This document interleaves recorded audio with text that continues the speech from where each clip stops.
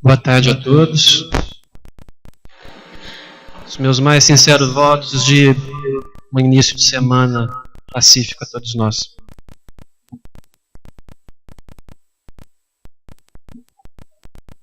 A doutora Vijayanti Kriakoio, que a partir de agora nós chamaremos de doutora VP, porque os pacientes dela chamam assim, e também por absoluta falta de competência técnica para pronunciar o seu nome. É uma médica indiana que migrou cedo para os Estados Unidos, onde ela se formou em medicina, especializou-se em geriatria e recentemente assumiu o departamento de medicina em cuidados paliativos da Universidade de Stanford, na Califórnia. A medicina dos cuidados paliativos é a medicina responsável pelos cuidados das pessoas fora de possibilidade terapêutica de acordo com a ciência moderna. São pessoas que têm doenças crônicas, graves, avançadas e para as quais a medicina não tem uma solução definitiva.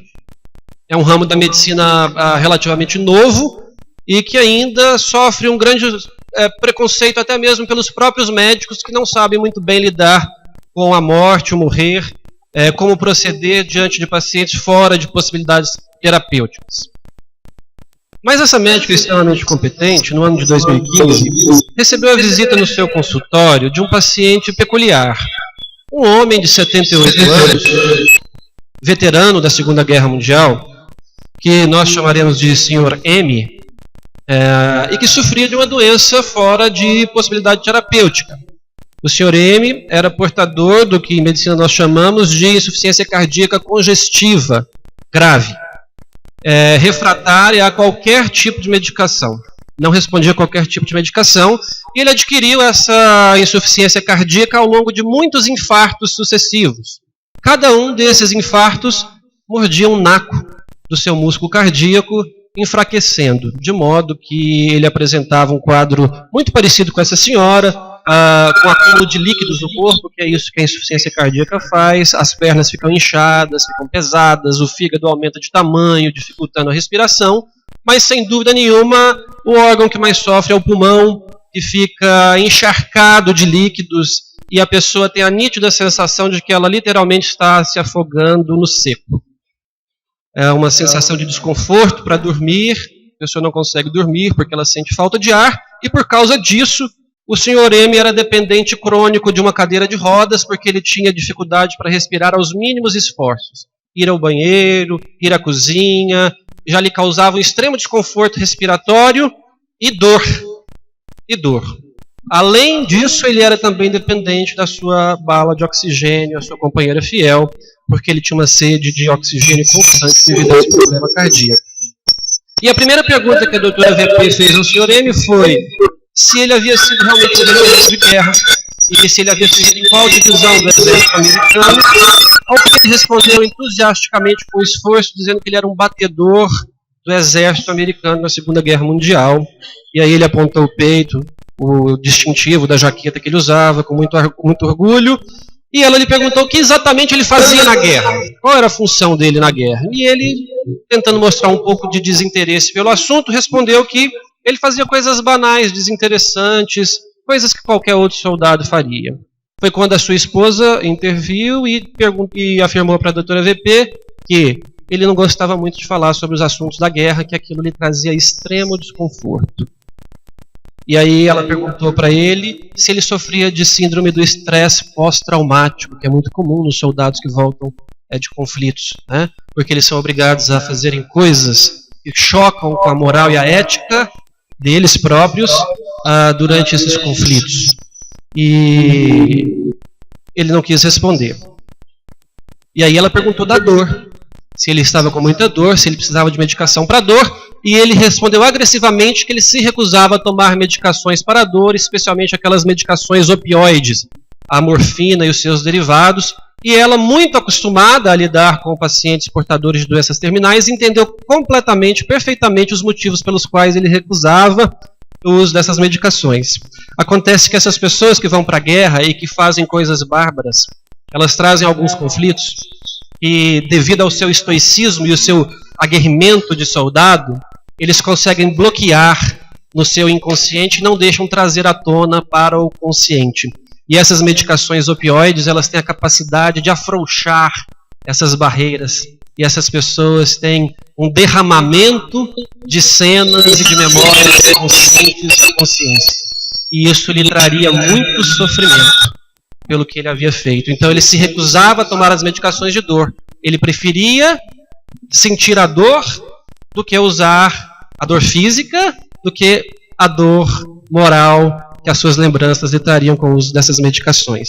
Então a doutora VP perguntou à sua esposa se ele tinha dificuldade para dormir à noite e ela disse que não sabia, porque ela não dormia mais no mesmo quarto que ele. Ela dormia no quarto de hóspedes, porque em uma determinada noite ela foi despertada pelo Sr. M, montado em seu abdômen, tentando estrangulá-la, num ataque de sonho de fúria e raiva. E ela só não desencarnou porque ela conseguiu gritar e ele acordou. E daquele dia em diante ele se recusava a dormir junto com a esposa para não agredi-la durante o sono, porque ele tinha pesadelos terríveis. Mas o tempo passou, algumas semanas se passaram, e durante um dos seus plantões, a doutora VP deixou com o Sr. M o seu pager. Ele estava internado e ela deixou com ele o seu pager, porque sabia que ele não conseguiria dormir à noite. E como ela teria que atender várias chamadas, ela deixou com ele o seu pager para entretê-lo. E ele então falou que seria tranquilo, naquela pronúncia tipicamente militar, seria absolutamente tranquilo, Doc. Será como acordar nas trincheiras de madrugada. E aquilo chamou a atenção da doutora VP e perguntou, trincheiras? Ele falou, trincheiras. É muito difícil você dormir quando você está em uma trincheira. E aí ela perguntou a ele, mas o que você fazia nessas ocasiões? Eu saía com meu parceiro para fazer rondas nas redondezas. Porque o batedor é assim, ele vai à frente para espionar o terreno e trazer as informações para o seu exército aliado. Então ele disse que ele fazia rondas, fazia batidas. E ela perguntou se ele havia visto alguma coisa diferente nessas rondas, se ele havia tido contato direto com o inimigo nessas rondas. E ele disse que geralmente as rondas eram extremamente tranquilas, pacíficas, que algumas vezes eles se deparavam com o inimigo, mas não eram vistos, e voltavam e passavam as informações para o seu exército. Outras vezes, a situação ficava extremamente crítica. E uma vez, foi um desastre. E aí ela se interessou. E fingindo que estava lhe tratando uma úlcera que ele tinha na perna. Foi um desastre? O que aconteceu dessa vez? E aí ele conta. VP, eu e meu parceiro estávamos no fim do nosso turno, da nossa batida. Mais 30 minutos e nós voltaríamos para as trincheiras, junto ao pelotão. Meu parceiro ouviu um barulho e nós tínhamos que investigar. É o protocolo, Doc. Não se pode deixar de investigar. Nós tentamos nos camuflar na vegetação, avançamos, sacamos nossas adagas e eis que nós avistamos uma mulher. Era uma mulher jovem, parecia sozinha e estava de costas. Eu sinalizei para o meu parceiro para que dessemos marcha ré, da maneira mais silenciosa possível. Tentamos voltar sem chamar sua atenção. Mas algo deve ter a incomodado, porque ela se virou. E ela colocou os seus 2 olhos nos meus 2 olhos.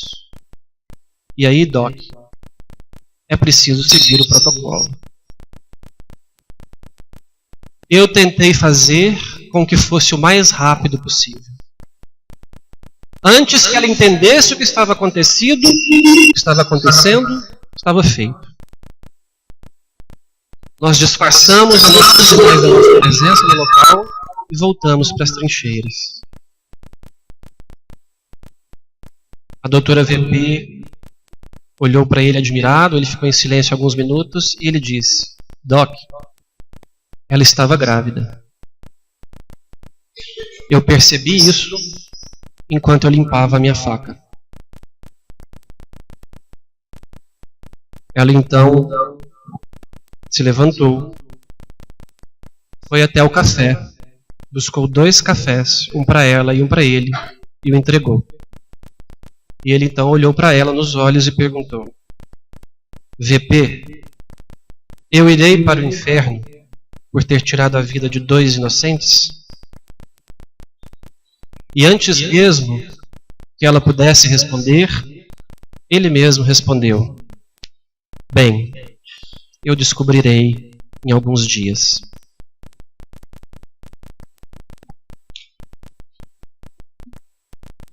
É muito comum que as pessoas carreguem alguns conflitos até o fim da vida e não tenham a coragem de tentar resolvê-los antes do fim da vida. Essa história me remonta a uma história real que foi publicada num dos maiores jornais médicos de maior prestígio do mundo médico, que é o New England Journal of Medicine. E isso me remonta a um livro de Tolstói. O grande Tolstói, que escreveu livros como Guerra e Paz e Ana Karenina, escreve um livro que passa quase que despercebido: A Morte de Ivan Ilitch, uma obra-prima da literatura mundial, facilmente lido. Esse livro tem no máximo 70, 80 páginas. Vale a pena a leitura. E ele descreve a morte de Ivan Ilitch. Ivan Ilitch era um juiz na Rússia, filho de um funcionário público corrupto.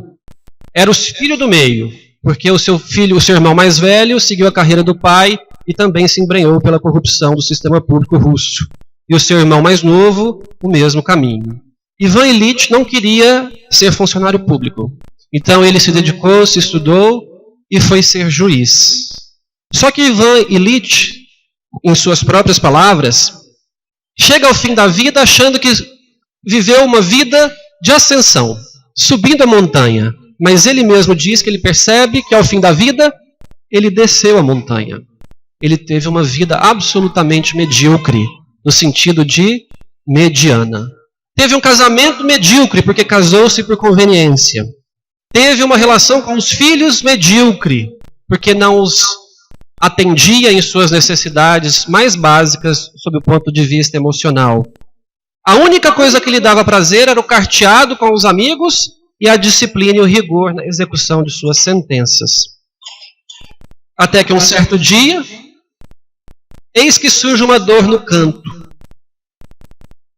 que Tolstói descreve seria um rim ou seria um problema no século. E ninguém sabia dizer. E a dor no canto torna-se a sua companheira. E ela vai se intensificando, e a amizade entre a dor e Ivan Ilitch vai se aprofundando. E eles tornam-se companheiros inseparáveis. Até o momento em que a dor está tão presente que ele não consegue mais sair do leito. E ele começa a se questionar se a sua vida foi mesmo de subir a montanha ou de ladeira abaixo. E ele começa a fazer reflexões. O que é a vida? Por que é que nós vivemos? Qual a importância do tempo? Por que é que nós morremos? Se nós chegamos ao fim da vida, há tempo para corrigirmos os erros que praticamos no caminho? E ele encontra abrigo, ele encontra conforto apenas em um de seus funcionários, um criado, que se chamava Gerasim. E Gerasim é a representação plena do bem, do bom, do belo e do justo. Porque é o único que Ivan Ilitch consegue olhar nos olhos e reconhecer que ele genuinamente se importa com ele. Porque devido à sua vida medíocre, a sua esposa não se importa com ele. Os seus filhos não se importam com ele. E os seus amigos não se importam com ele. Mas Gerasim se importa com ele a ponto de passar noites e noites sentados ao pé de sua cama, carregando seus pés nos ombros para que ele possa ter uma noite de sono confortável. E ele diz: Gerasim, vá se descansar. Não, está bem assim. Fico bem assim. Quero vê-lo bem. Até que no fim da vida, nos últimos minutos, nos últimos instantes de vida, ele se pergunta: por que a morte? É possível corrigir o que fizemos de errado?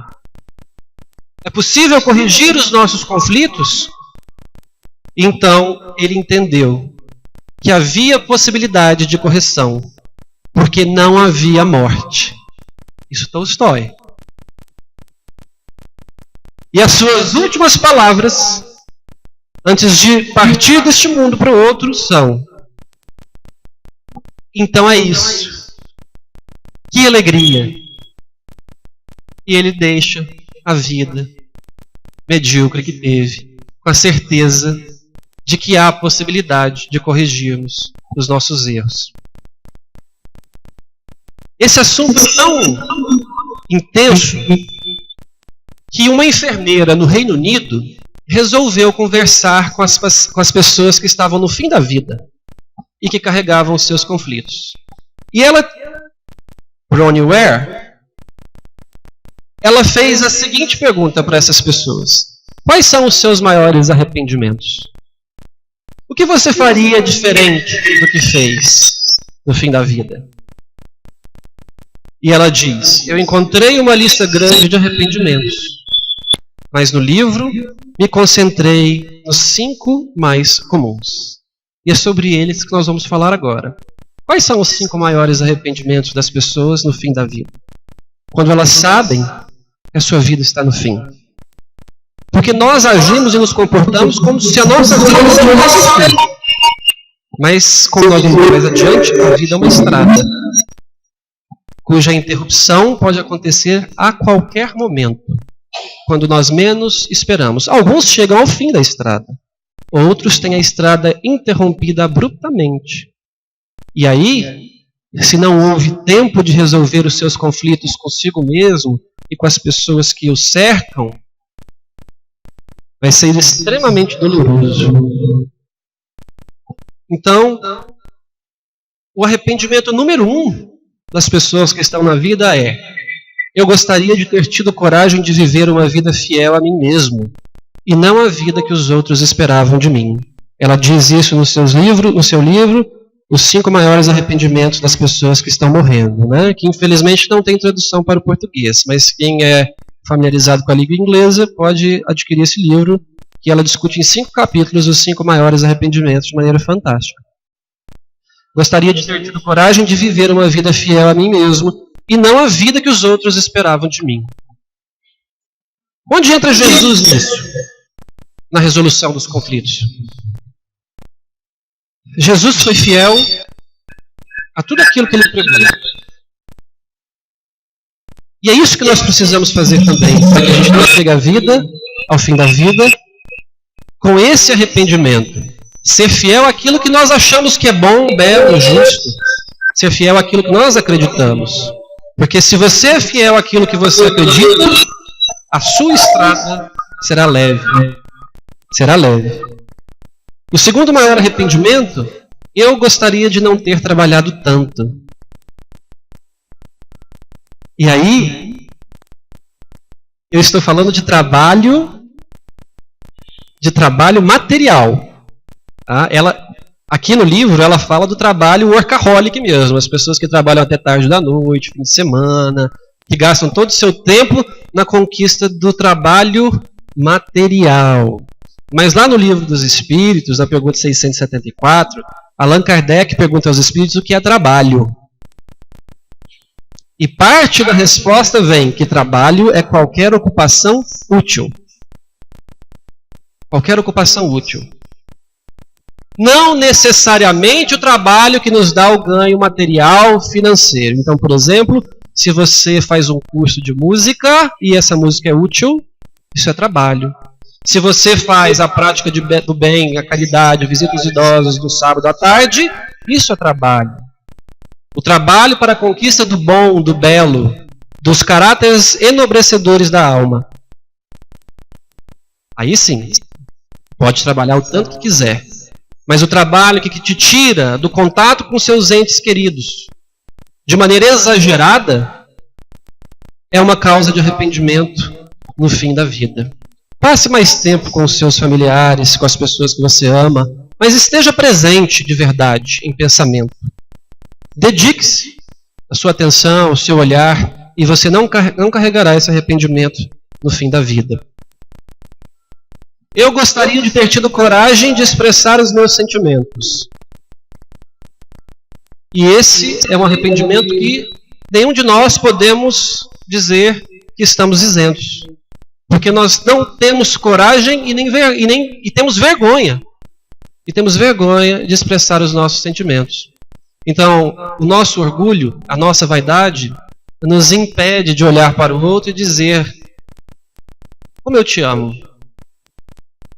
E como muitos de nós daríamos tudo para voltar um dia, uma semana, um ano, 5 anos atrás, e dizer de uma maneira diferente para alguém que se foi, como nós os amávamos, como essa pessoa era importante para nós, ou de termos agido de maneira diferente com aquelas pessoas, expressando aquilo que nós carregamos dentro de nós de melhor. De melhor. Nós temos vergonha disso. O nosso orgulho não deixa com que a gente faça isso.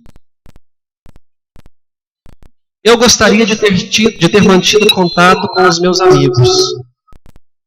E Jesus também fez isso. Jesus tinha 12 amigos próximos.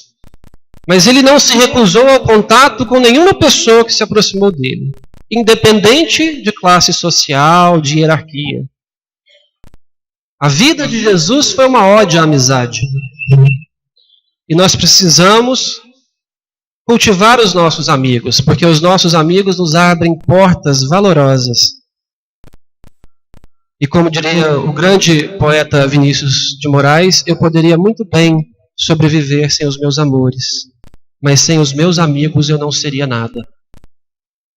Então é nas amizades que nós encontramos o esteio para percorrermos a estrada da vida.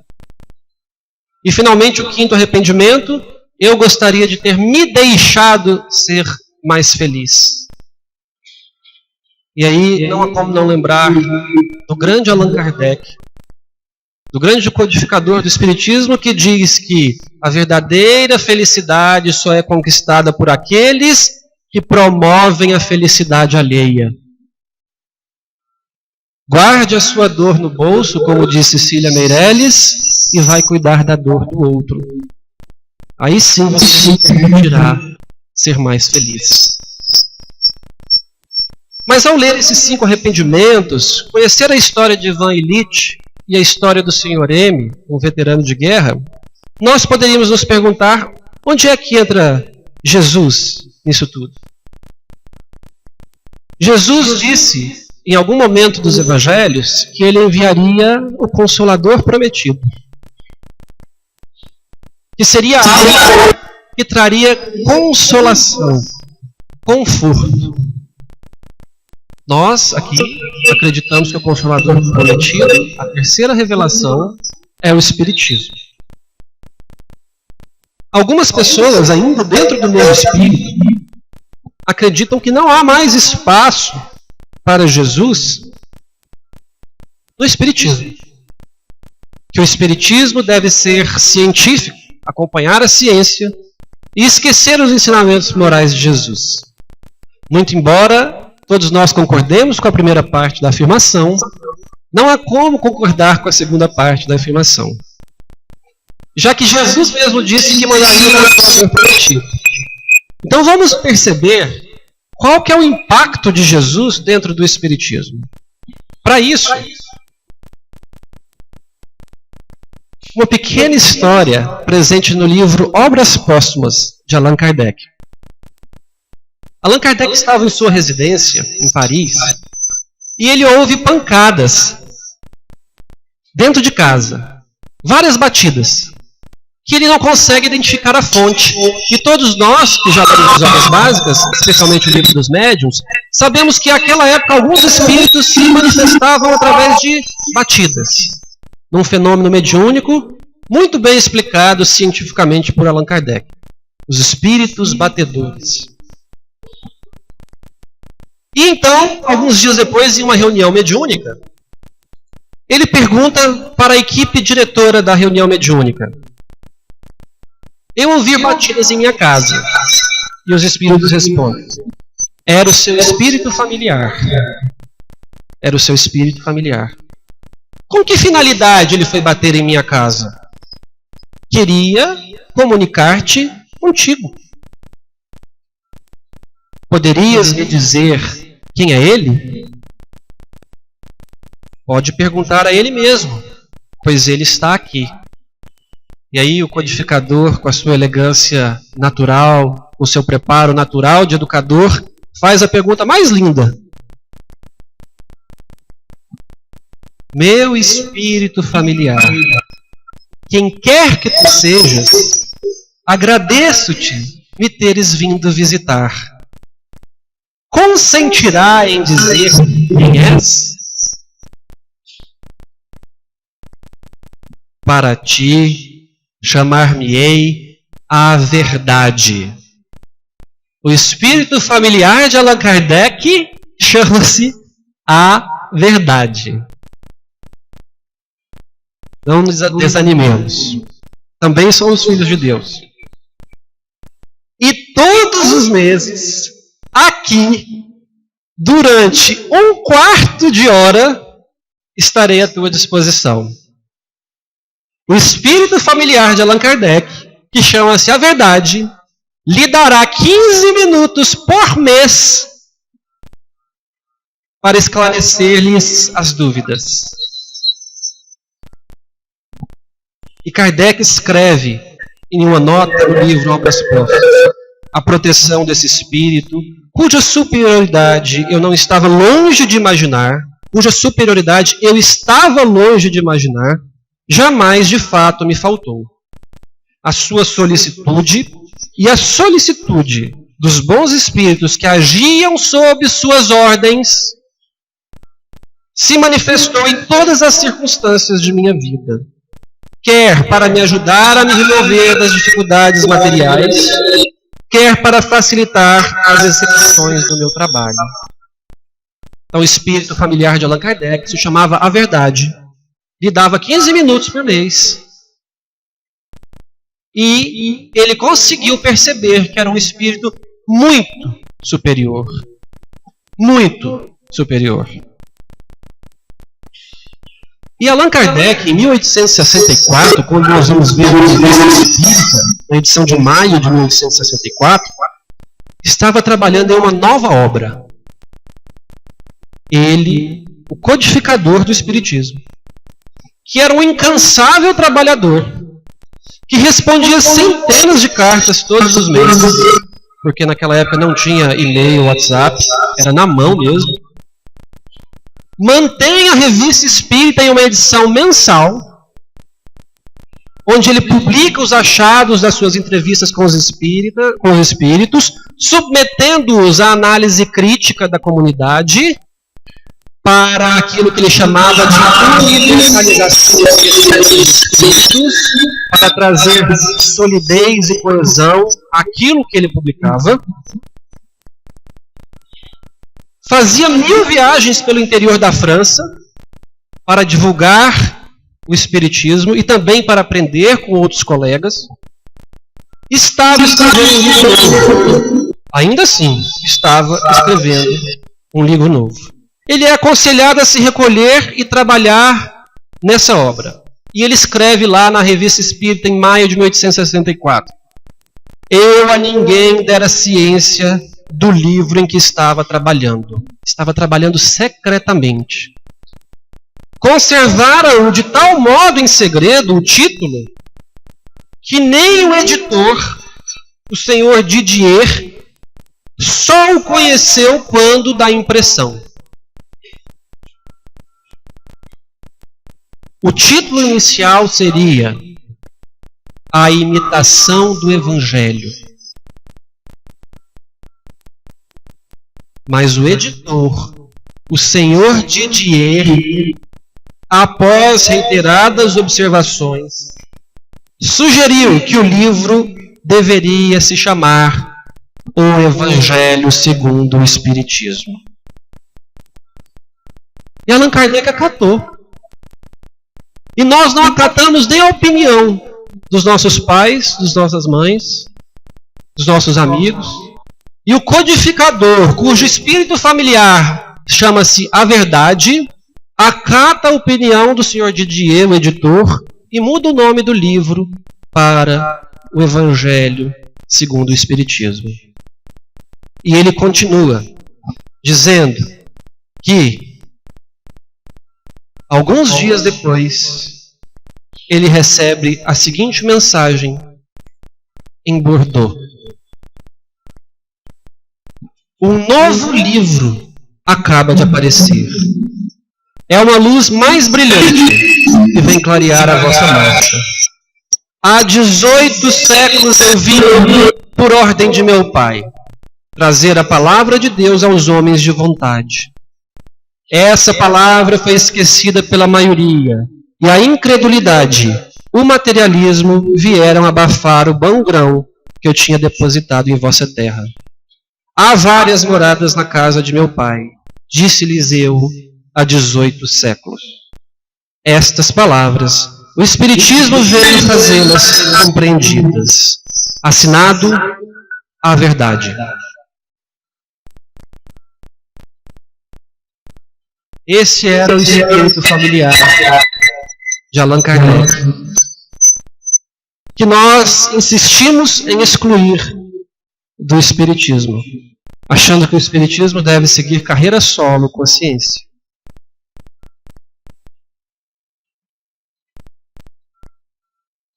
Não há caminhada sem o Evangelho. Jesus é a porta. Kardec é a chave para abrirmos essa porta. Todos nós somos profundos, mas nem todos temos essa coragem de mergulharmos nas nossas próprias profundezas, acessarmos todo o nosso arquivo inconsciente, trazer isso à tona, encarar frente a frente e resolver conosco mesmo esses conflitos. Jesus é a porta. Reconciliai com o seu inimigo antes que seja tarde. Inimigo conhecido é inimigo vencido. Portanto, quando Sócrates e a verdade disse lá no fim do livro dos Espíritos, conheça-te a ti mesmo, o que ele está dizendo é: combata o bom combate com os seus inimigos, com os seus conflitos. Se há dificuldade, é claro que há. Mas façamos como Santo Agostinho, que todos os dias, antes de dormir, escrito também na parte final do Livro dos Espíritos, fazia uma reflexão. O que eu fiz de bom? O que eu deixei de fazer de bom? Eu consigo me encarar frente a frente ao fim do dia de hoje? Em todos os momentos de nossa vida, devemos fazer essa reflexão. Porque a vida é uma estrada. E não há estrada reta. Todos nós já percorremos muitas estradas. Sempre há buracos, falta de acostamento, péssima sinalização, chuva, subidas, curvas íngremes, curvas rápidas, curvas lentas. Não há estrada reta no planeta Terra. Ninguém passará pelo planeta sem conflitos. Ninguém passará sem conflitos. Não haverá felicidade plena na estrada. Isso foi perguntado no Livro dos Espíritos. Na pergunta 920. Pode o homem gozar completa felicidade na terra? E a verdade respondeu: não. Por isso a vida lhe foi dada, como prova ou expiação. Dele, porém, do homem, porém, depende a suavização de seus males e o ser tão feliz quanto possível na terra. Que nós travemos o bom combate com Jesus, a verdade. Uma boa noite para todos.